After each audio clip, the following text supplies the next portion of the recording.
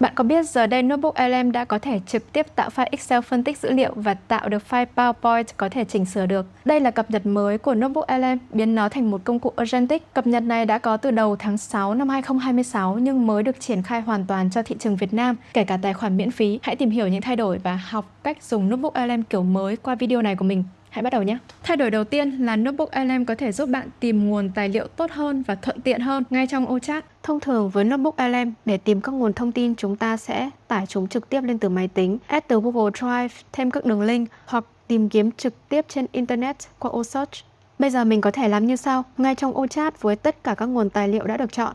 Mình sẽ gõ prompt là: tôi muốn làm một nghiên cứu về tác động của video ngắn đến não bộ và nhận thức của người trong độ tuổi lao động, cả mặt tích cực và tiêu cực, dựa trên những gì đã có, phân tích và tìm kiếm những khía cạnh thông tin còn thiếu và tìm các nguồn tài liệu tương ứng để bổ sung. Với Notebook LM trước đây, bạn sẽ không thể làm được việc này vì Notebook LM chỉ có thể phân tích và tìm kiếm thông tin dựa trên những nguồn mà bạn cung cấp ở trong notebook. Nhưng với lần update này thì khác, với sự hỗ trợ của model Gemini 3.5 và Anti-Gravity thì nó có thể phân tích những tài liệu bạn đã có và kết hợp với khả năng tìm kiếm trên Internet để tìm nguồn cho bạn ngay trong một đoạn chat. Nhìn vào quá trình làm việc của Notebook LM, bạn có thể thấy nó đang tìm kiếm trên web cho các cụm từ như short form video hoặc là TikTok, workplace hoặc là employees để tìm kiếm bổ sung thông tin theo yêu cầu của mình. Đây cũng là một cập nhật mới của Notebook LM. Giờ đây nó đã cho phép bạn theo dõi quá trình suy nghĩ chi tiết của AI ngay trong ô chat thay vì chỉ đưa cho bạn câu trả lời như trước kia. Hãy cùng xem câu trả lời của Notebook LM nhé. Trước tiên, nó phân tích những tài liệu hiện có trong notebook của mình, xác định phạm vi đối tượng dựa trên prompt của mình. Sau đó nó xác định các khoảng trống thông tin cần bổ sung như là sự sao nhãng nơi công sở và trì hoãn công việc,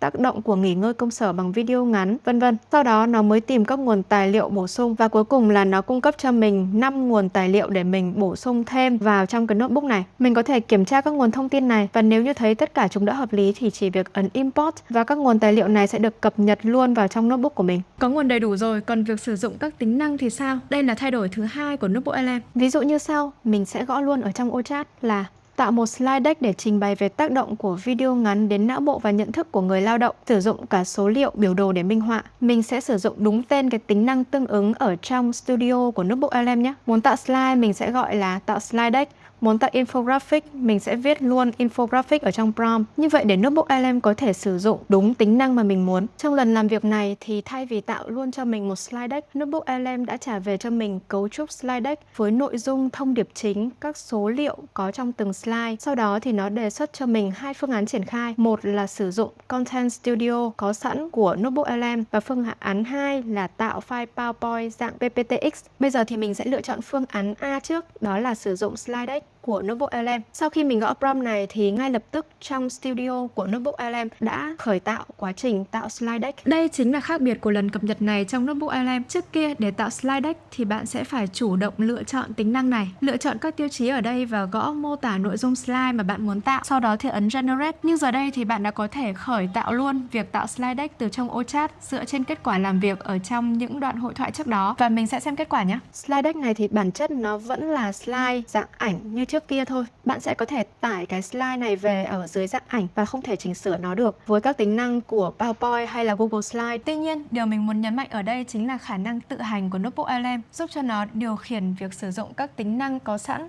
thông qua đoạn chat. Tương tự thì bạn cũng có thể tạo ra các tài liệu khác như là infographic, flashcard hay là audio, video từ trong ô chat. Hãy tự thử nghiệm nhé. Thay đổi thứ ba là thay đổi mạnh nhất của lần cập nhật này, cho phép Notebook LM tạo ra output với nhiều định dạng khác nhau, bao gồm cả Excel, PowerPoint, file ảnh hay file dữ liệu có cấu trúc như CSV, JSON và cả khả năng phân tích dữ liệu nữa. Ví dụ của mình như sau, mình sẽ tải lên đây các file số liệu bán hàng ở dạng CSV. Sau đó trong ô chat mình sẽ yêu cầu tạo một file .xlsx, tức là file Excel để phân tích dữ liệu và trả lời 4 câu hỏi về kết quả hoạt động bán hàng như thế này. Trước đây thì Notebook LM hoàn toàn không làm được như thế này, thậm chí đôi khi nó tính toán số liệu còn không chính xác. Nhưng bây giờ nó đã được trang bị Secure Cloud Computer đi kèm với hơn 100 kỹ năng phần mềm được chọn sẵn, nghĩa là Notebook LM giờ có thể viết và chạy được code. Đó cũng là lý do mà nó phân tích được dữ liệu và xuất được nhiều định dạng mới như vậy. Trong prompt mình chỉ nêu các câu hỏi mà mình muốn trả lời, mình không có hướng dẫn Notebook LM phải phân tích như thế nào. Nhưng khi click vào quá trình làm việc và suy nghĩ của Notebook LM, giờ đây bạn có thể thấy nó tự lên kế hoạch và tự thực hiện rất nhiều bước để phân tích dữ liệu như là developing the analysis, tạo ra Python script,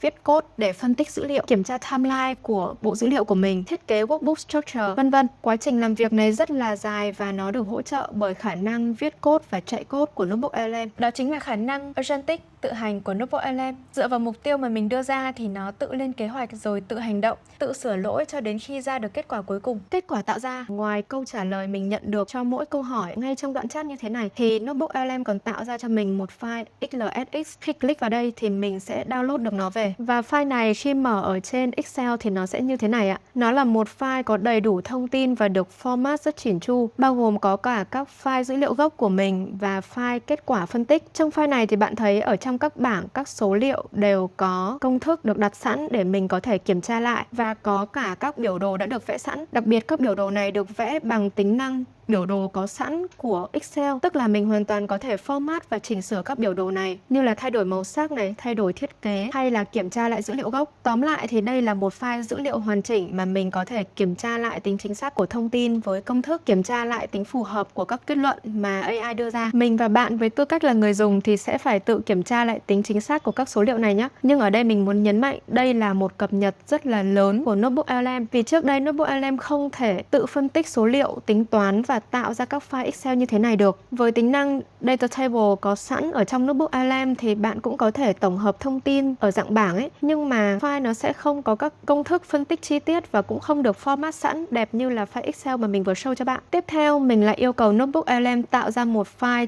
.pptx, tức là file PowerPoint để trình bày kết quả phân tích, và mình cũng yêu cầu nó sử dụng các loại biểu đồ thích hợp này để minh họa số liệu. Mình cũng tải lên đây bảng màu mà mình yêu cầu trình bày trong báo cáo và yêu cầu phong cách thiết kế. Kết quả là mình cũng nhận được một file .pptx, và khi click vào đây thì mình sẽ download được nó về và mở ở trong PowerPoint. Mình sẽ trình chiếu kết quả cho bạn xem nhé. File này thì thực ra là nó rất nhiều chữ và cũng không phải là một file PowerPoint đẹp cho lắm. Điều mình muốn nhấn mạnh là file PowerPoint này ở dạng hoàn toàn chỉnh sửa được như một file PowerPoint thông thường. Nó có cả các biểu đồ được vẽ sẵn cho mình, cũng tuân thủ đúng bảng màu mà mình cung cấp. Do mình không yêu cầu rõ phông chữ nên nó chưa sử dụng được các phông chữ phù hợp cho tiếng Việt. Bạn lưu ý khi mà áp dụng cho công việc của bạn nhé. Bạn cũng có thể tham khảo thêm các video mà mình đã hướng dẫn về cách tạo slide bằng AI để có được những prompt chi tiết hơn, để hạn chế lỗi, đỡ phải sửa nhiều trong file kết quả. Mình thấy file slide tạo bởi Notebook LM thì thực sự nó chưa được đẹp lắm. Đặc điểm chung là nó khá nhiều chữ, cộng với phong cách trình bày khá là một màu, như là việc sử dụng các box như thế này, tương tự như file báo cáo sales mà mình vừa show cho bạn. Làm thế nào để tạo slide bằng Notebook LM đẹp hơn thì có lẽ là mình cần thêm thời gian để nghiên cứu và sẽ chia sẻ cho bạn sau. Tóm lại thì đây cũng là một cải tiến rất lớn của Notebook LM, vì file PowerPoint này chỉnh sửa được chứ không phải chỉ là dạng ảnh như tính năng slide deck trước kia. Ngoài ra bạn còn có thể yêu cầu Notebook LM tạo ra các file ảnh hay là các file biểu đồ để bạn có thể sử dụng trong báo cáo. Ví dụ như tạo biểu đồ cột và đường để so sánh doanh thu và phân tích sự tăng trưởng doanh thu qua các quý. Và kết quả mình nhận được là một file ở định dạng PNG như thế này. Mình hoàn toàn có thể sử dụng nó như một tài liệu trong các file báo cáo. Ngoài ra mình cũng được trả về một file phân tích ở dạng Markdown, mặc dù mình không có yêu cầu tạo file này. Như vậy là mình đã chỉ cho bạn 3 khả năng agentic mới của Notebook LM theo thứ tự từ đơn giản cho đến mạnh nhất. Hãy dành một chút thời gian để khám phá và áp dụng với các loại file khác nhé. Ngoài Notebook LM, Google cũng mới triển khai AI agent có tên là Gemini Spark cho thị trường Việt Nam. Bạn hãy xem video mình đã làm ở đây để tìm hiểu thêm nhé.